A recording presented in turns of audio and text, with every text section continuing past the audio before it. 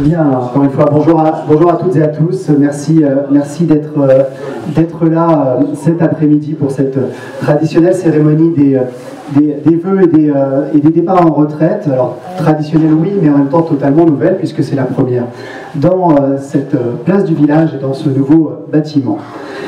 Il y a un an, quasiment tout juste, on se projetait sur une année exceptionnelle avec, à ce moment-là, la perspective de la fin des travaux et la préparation du déménagement.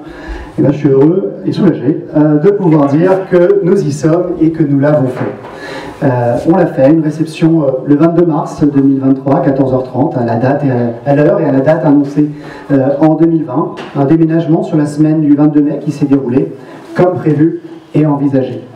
Alors, au-delà de cette satisfaction que je ne peux pas m'empêcher d'avoir tenu les délais, je veux insister sur la fierté que j'ai d'avoir accompagné chacun d'entre vous, les professionnels, vous les résidents, présents ici nombreux, dans ce qui sont quand même des aventures humaines et collectives. Alors c'est facile aujourd'hui, on peut regarder ça avec beaucoup de recul, beaucoup d'analyse. Il faut quand même se rappeler comment nous avons su nous mobiliser, nous engager tous métiers confondus, pour faire de ces opérations une telle réussite. Je me souviens quand même de tous ces temps de préparation, de toutes ces questions qui émergeaient chaque jour, des cartons qui s'accumulaient dans les services qu'il fallait faire, parfois refaire, de comment on colle une étiquette sur un carton. Bref, autant de petits moments qu'il a fallu gérer au fur et à mesure. Les inquiétudes, évidemment, qu'il a fallu aussi gérer, accompagner pour les résidents, pour les familles, parce que c'était un changement, c'est un changement qui est un changement majeur. Alors, j'en fais peut-être un petit peu trop cet après-midi, mais je veux souligner la capacité que vous avez eue, vous professionnels, que nous avons démontré à organiser, à préparer et à mettre en œuvre un projet d'une telle envergure. Alors depuis, il nous a fallu assurer la mise en service. Tout n'est pas simple, évidemment. Les nouveaux processus se sont installés. La restauration, la logistique, la pharmacie. Beaucoup a déjà été fait depuis notre entrée. On le suit dans le cadre d'un comité de suivi. Beaucoup reste à faire. C'est remonté régulièrement dans cet espace de discussion. On essaie de régler les sujets les uns après les autres, progressivement, pour permettre à chacun, pas à pas, de trouver sa place. Ce déménagement, au-delà de nous permettre, je crois, de travailler et de vivre dans un très bel environnement, il a permis l'ouverture de nouveaux services pour la population.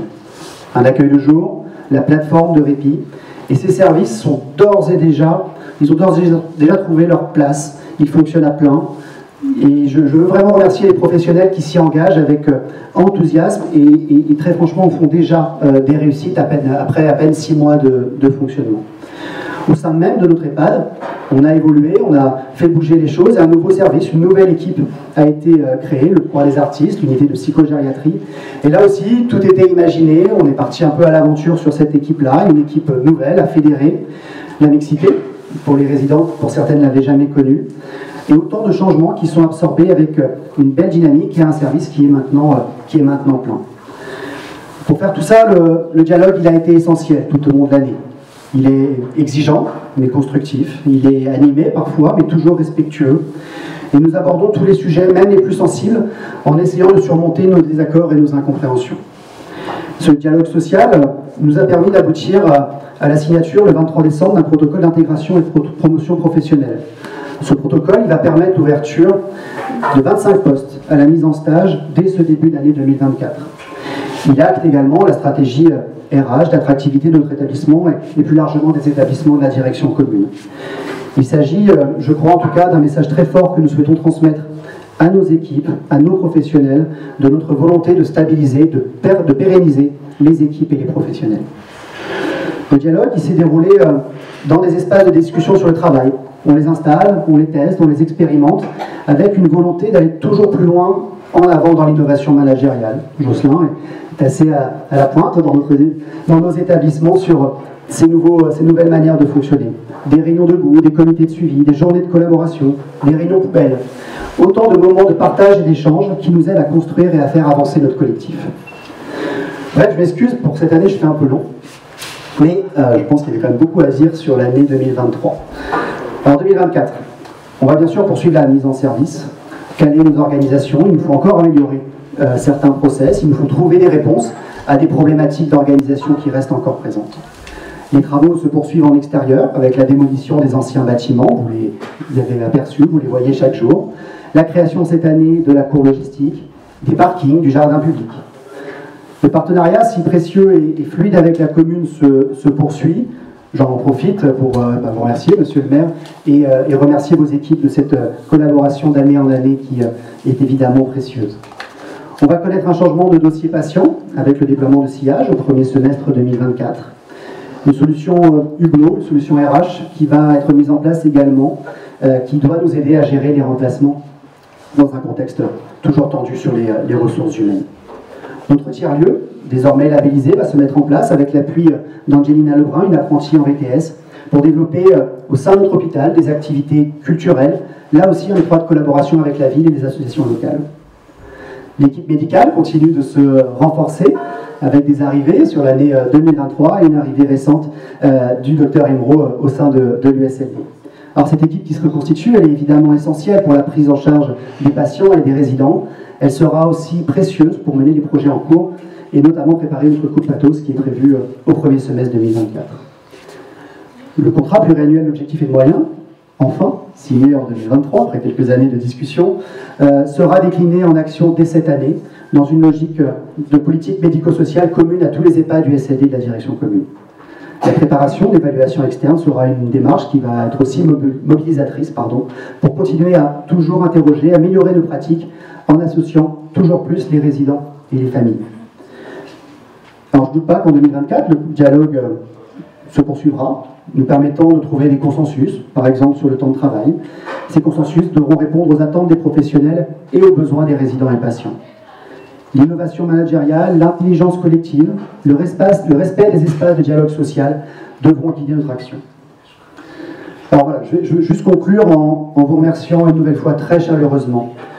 Je ne peux pas évidemment vous citer tous, mais chacun, de l'administration à la logistique, du technique à l'animation, en passant bien sûr par tous les métiers du soin, vous concourez au quotidien à faire vivre cet établissement, y compris dans les moments les plus difficiles qu'il ne faut pas occulter. Nous avons dû déclencher un plan blanc à la fin de l'été à Josselin du fait des tensions sur les ressources humaines. Je voudrais saluer particulièrement l'engagement et la mobilisation exceptionnelle des cadres en cette année 2023. Et depuis le déménagement, au fond, une petite équipe, Madame Leray, Madame Gégaud, Monsieur Bouvier, Madame Giraudet, Madame Moreau, accompagnée par Monsieur Griveaux, à coordonner, à assumer de lourdes responsabilités, des journées à rallonge avec brio, réactivité, et encore aujourd'hui, vous apportez beaucoup à la dynamique de l'établissement. Une petite mention au service RH et aux gestionnaires de planning. La période, elle est difficile, elle est souvent tendue, et leur rôle n'est pas le plus simple. Trouver des remplaçants au pied levé, il est essentiel à notre fonctionnement. Je ne vais pas oublier tous les collèges, je ne vais pas tous les citer, des directions fonctionnelles de nos établissements. Ils œuvrent au quotidien et ils nous aident. Bref, une nouvelle année démarre. Ce sont les premiers vœux dans cette... je ne suis pas du tout objectif, mais dans cette magnifique place du village. Et je pense qu'ils sont particulièrement symboliques et j'espère qu'ils marqueront le début d'une nouvelle ère pleine de réussite pour l'établissement et pour chacun d'entre vous. Je vous souhaite donc à toutes et à tous une très belle année 2024. Merci à vous.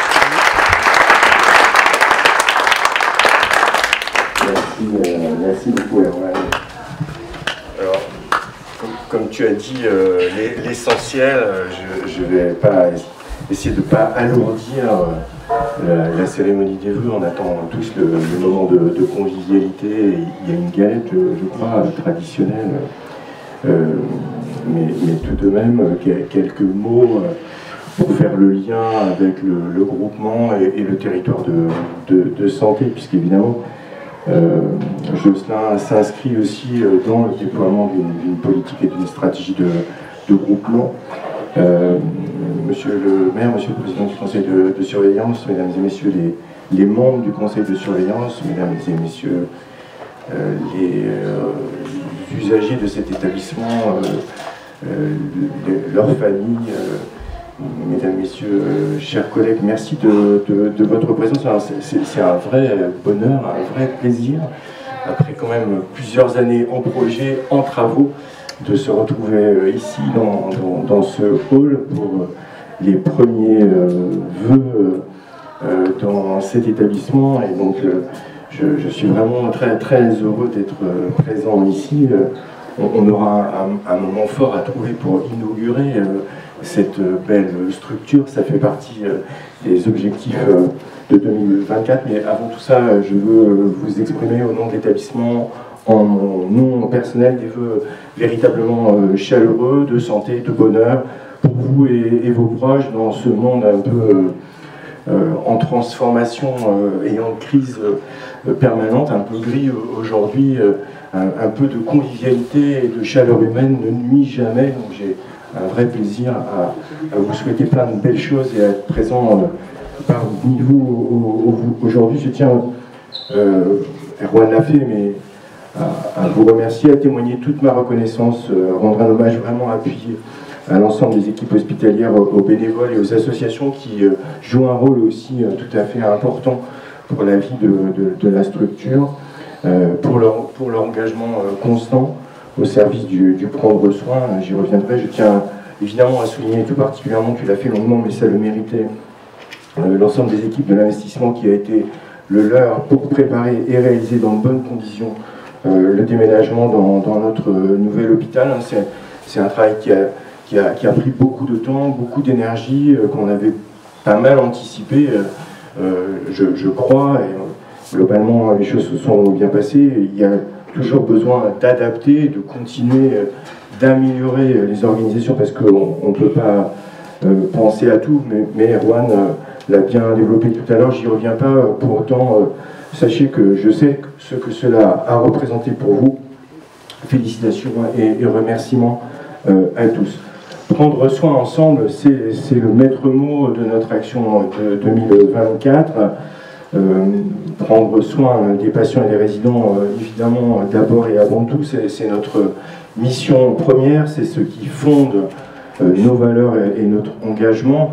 Pour l'année 2024, en résumé, en synthèse, pour ne pas être trop long, il y a redéfinir une stratégie de groupement. On a défini le projet médico-soignant partagé, mais sur le printemps, on aura terminé la rédaction et la validation par l'Agence régionale de santé de nos orientations stratégiques de groupement, projet de soins évidemment, projet d'investissement, projet informatique, j'en passe.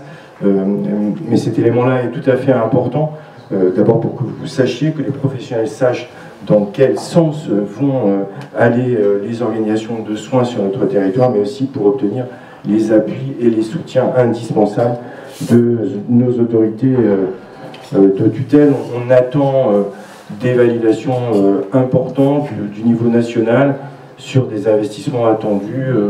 Ici, on a eu la chance de bénéficier d'aides significatives. On a besoin de continuer des investissements sur Pleuhermel en proximité, et évidemment sur Vannes, l'établissement support. Les engagements de l'agence et du département sont forts, sont importants, mais on attend des réponses significatives du national. On espère bien les obtenir dans le courant de l'année 2024, de façon à ce qu'on prépare au mieux notre territoire à des évolutions démographiques et de vieillissement à venir.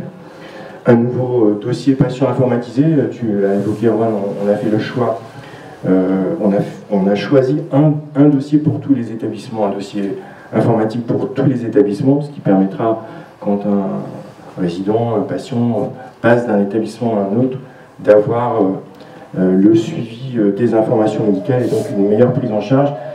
On débute par le secteur médico-social.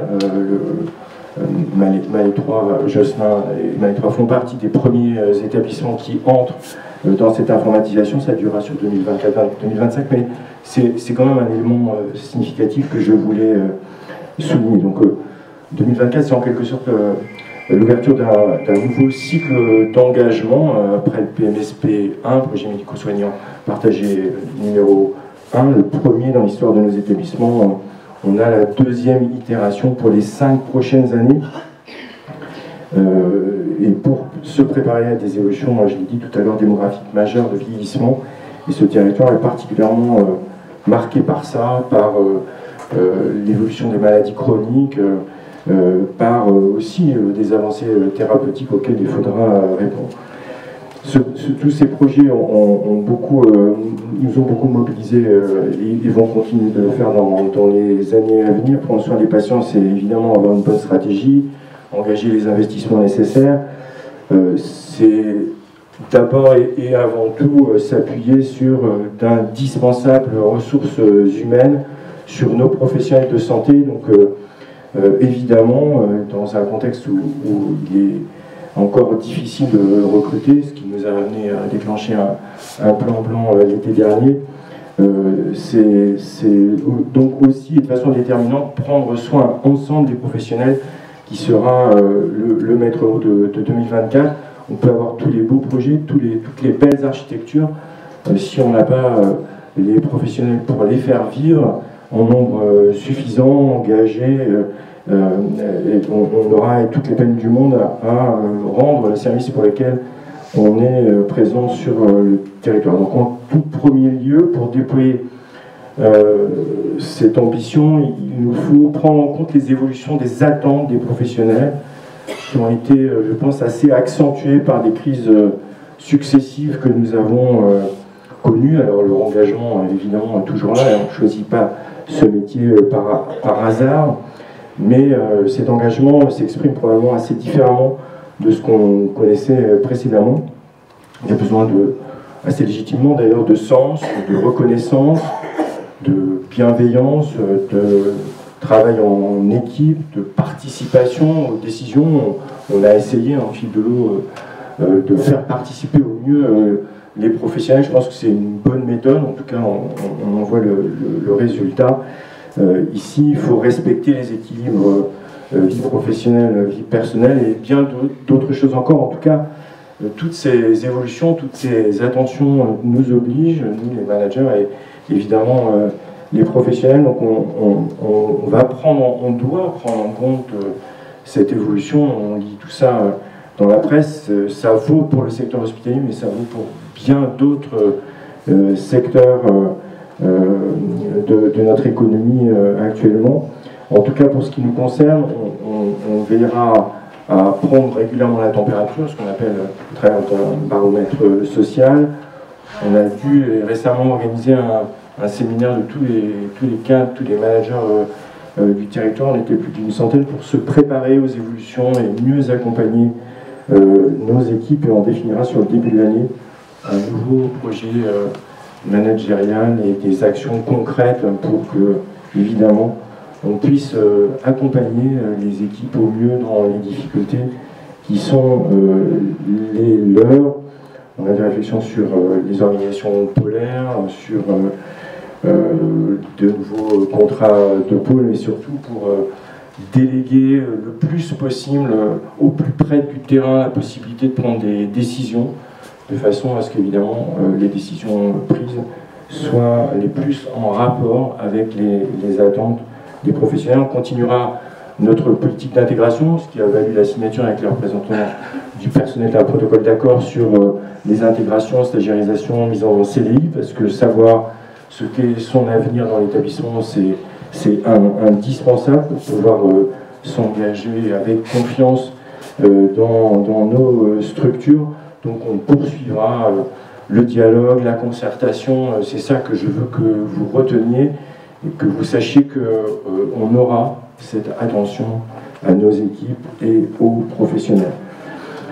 2024, vous voyez, nous ambitionnons de définir une stratégie, d'obtenir les autorisations, des financements, de veiller à une meilleure gouvernance. En gros, c'est un peu une année clé. C'est une année de départ pour Josselin, avec ce nouvel établissement. D'autres attendent de nouveaux départs comme celui-là. On n'est pas au bout des réflexions et des organisations, mais je sais pouvoir compter sur l'engagement de chacun, l'intelligence collective dont vous avez fait régulièrement preuve dans l'établissement, dans le groupement.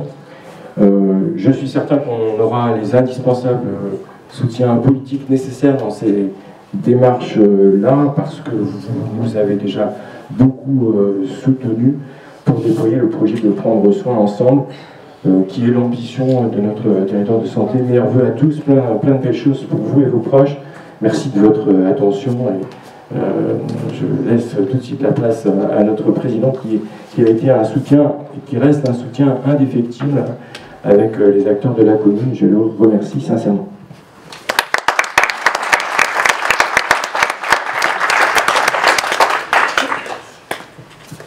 Merci beaucoup, Monsieur le Couturier. Bien, mesdames, messieurs les résidents, membres des familles des résidents, mesdames, messieurs les personnels, et mesdames, messieurs les membres du conseil de surveillance, merci d'être présents et permettez-moi tout d'abord de vous adresser bien évidemment tous mes voeux de bonheur, de joie, de santé et de bien vivre ensemble ici. Très heureux effectivement de voir ce projet abouti. On va dire qu'il est encore dans sa phase de rodage, 7 mois après, 6-7 mois après son ouverture. Mais je tenais, en tant que président du conseil de surveillance, souligner la qualité de nos échanges lors de ces conseils, avec bien évidemment les membres qui le composent, mais aussi les représentants du personnel. Je vois que Julie Blondel est là. Je tiens vraiment à souligner la qualité de nos échanges. Tout le monde n'est pas toujours d'accord, mais au final, on trouve des solutions. Il n'y a pas de solution de blocage. Et je tiens vraiment, très honnêtement, à souligner la qualité et le sens du service que vous avez, vous, les soignants. Et voilà, je vous en remercie. Je voulais également remercier l'équipe technique, Madame Turchetti, Monsieur Gautreau, ici présents, parce qu'il n'y a pas beaucoup de projets, il faut le souligner, qui sont livrés dans les temps. Les temps ont été respectés, donc les délais ont été respectés, et dans une période où on a connu une très forte inflation, les coûts ont été respectés. Et les coûts, je peux vous dire que finalement, c'était bien là aussi l'essentiel, parce que autrement le modèle économique ne tenait plus.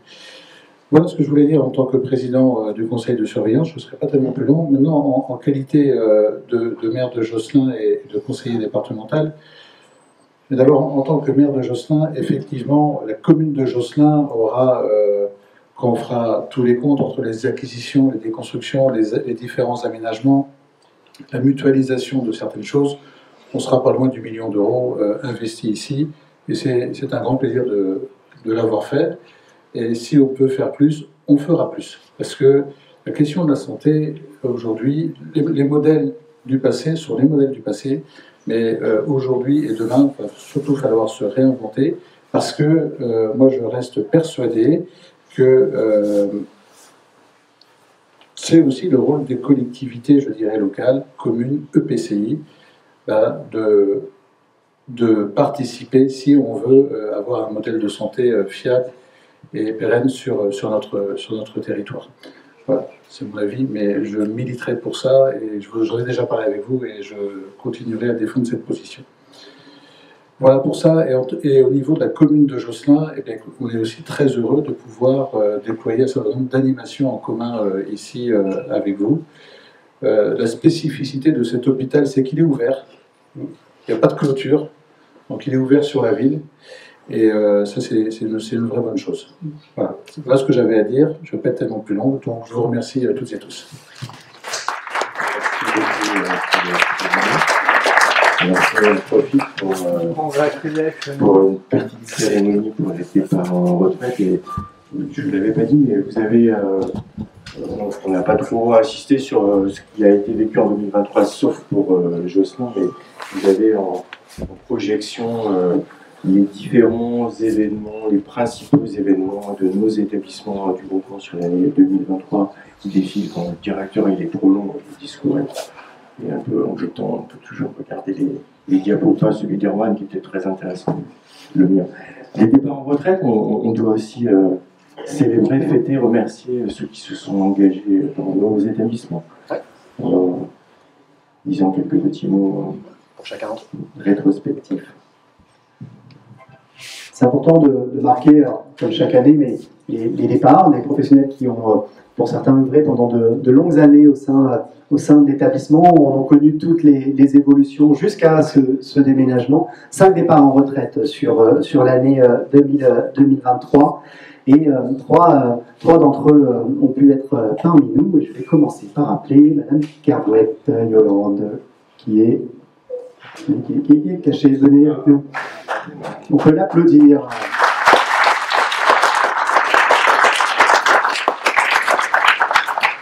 merci de votre présence.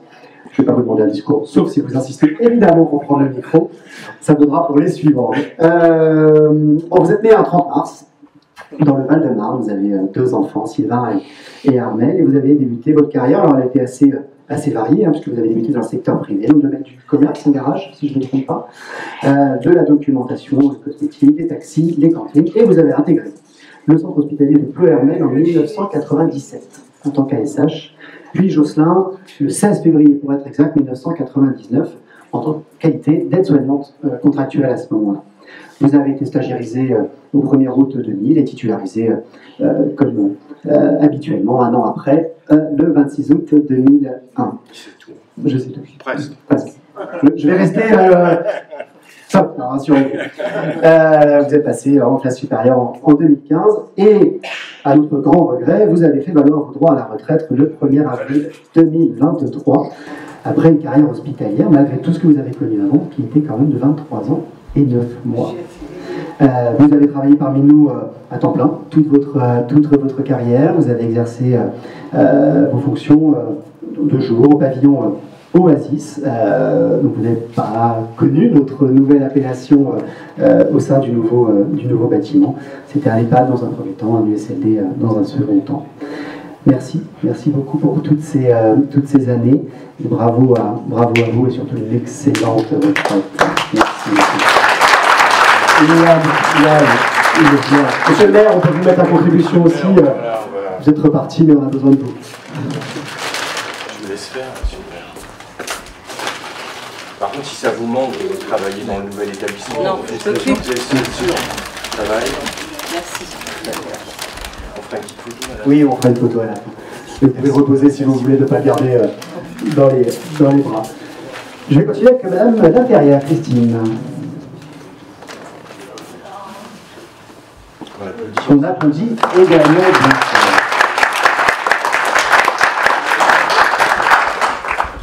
Madame Laferrière, vous êtes née le 14 février à Guégon, donc très près d'ici. Vous avez également 2 enfants, David et Karine.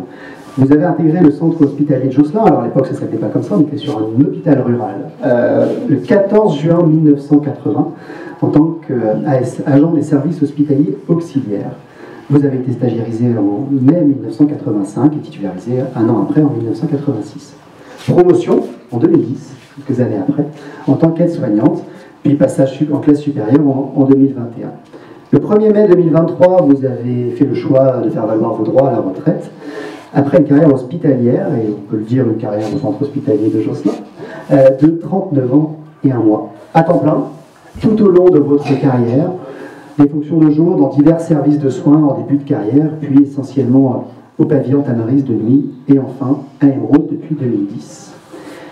Alors, la particularité, c'est que depuis la retraite, pour vous occuper, vous revenez à l'hôpital de Josselin. C'est une excellente idée. Voilà. D'ailleurs, aujourd'hui même, je crois que vous êtes, ou vous étiez en poste, je ne sais pas quels étaient vos horaires du jour. Donc, quelle excellente activité pour une retraitée que de venir travailler à l'hôpital de Josselin. Je vous encourage à transmettre ça à tous vos collègues retraités, on en a bien besoin. Un grand merci, évidemment, pour toute cette longue et belle carrière au sein de l'hôpital. On peut l'applaudir très fortement, très chaleureusement.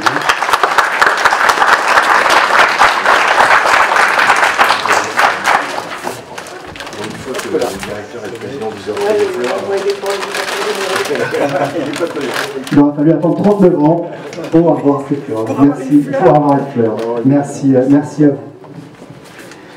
Et je conclurai avec Madame Géano Sylviane, que je peux également applaudir très fort.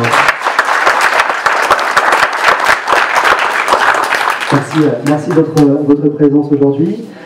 Alors, vous êtes né à 20 mai, vous avez 3 enfants, Gwendal, Jordan et Esteban. C'est bon, Esteban ? Vous avez débuté votre carrière dans un tout autre secteur que celui dans lequel vous avez fini, puisque vous étiez assistante commerciale dans le domaine de l'agroalimentaire, de 1981 à 2009. Et changement de vie, changement de carrière, changement de vocation en juillet 2010, puisque vous rejoignez le centre hospitalier en tant qu'agent des services hospitaliers. Au départ en CDD, puis vous passez en CDI le 1er septembre 2017. Et après quelques belles années parmi nous, vous faites alors vos droits à la retraite le 1er juin 2023, après 12 ans et 8 mois pour être tout à fait exact, au sein de l'établissement. Vous avez été, vous aussi, à temps plein tout au long de votre carrière et vous avez exercé vos fonctions de jour sur plusieurs pavillons et à la fin de votre carrière, vous étiez sur le pavillon Émeraude. Un grand merci, là aussi, pour ces années au sein de l'établissement et pour tout ce que vous avez accompli au long de ces 12 années pour l'hôpital de Josselin. Merci et bravo à vous.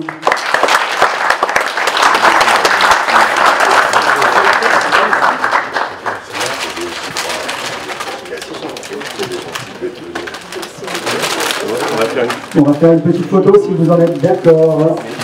Madame Laferrière, Madame Carouette, si vous êtes OK. On vous fait revenir.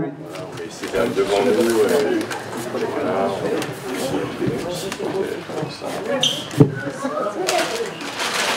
Où sont les fleurs comme vous voulez. Essayez de vous cacher derrière les fleurs. Mettez-vous devant les gars, devant nous, voilà. Bon, parce qu'il est grand, Erwan. Décaler un petit peu pour prendre la lumière de l'écran. Merci. C'est le moment de la galette. Merci à toutes et à tous. Et bien entendu, le moment que vous attendiez, le moment de la galette des rois.